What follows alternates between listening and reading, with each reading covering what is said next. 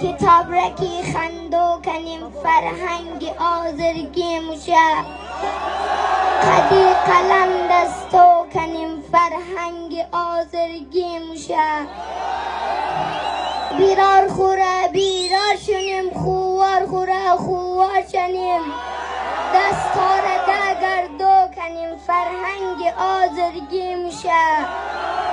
فقیر و بیچاره نگیم از خود و بیگانه نگیم در کار خیر میدو کنیم فرهنگ آزرگی میشه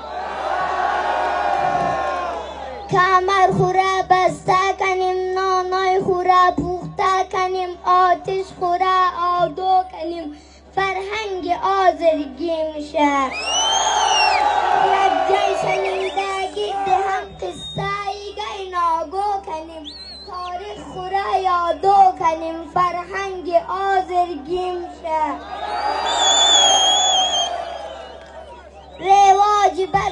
جمع کنیم مصرف نقره کم کنیم پیروی شای مردو کنیم فرهنگ آزرگی میشه استرشنیم در ضد ظلمیده سفید شمو کنیم ظالم رکی سندو کنیم فرهنگ آزرگی میشه انگلیش مو خلاص کنیم از بین توره خلای زیبون خوره زیبو کنیم فرهنگ آزرگی میشه دست خود هم کنیم زنجیر شنیم قد یک دیگه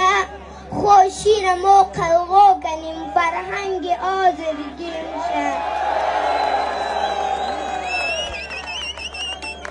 دنبوره خوصور کده پوفی و هم پیشبو کنیم محفل کده ششتو کنیم فرهنگ آزرگی میشه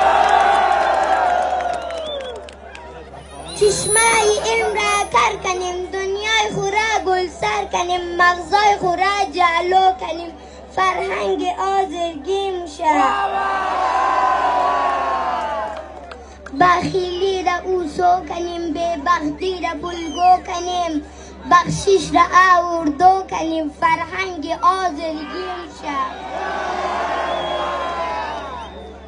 عادل بشیم در کار دیدو خادم بشیم در کار کدو کارای خوره سامو کنیم فرهنگ آزرگی میشه تا پان بسلکی شده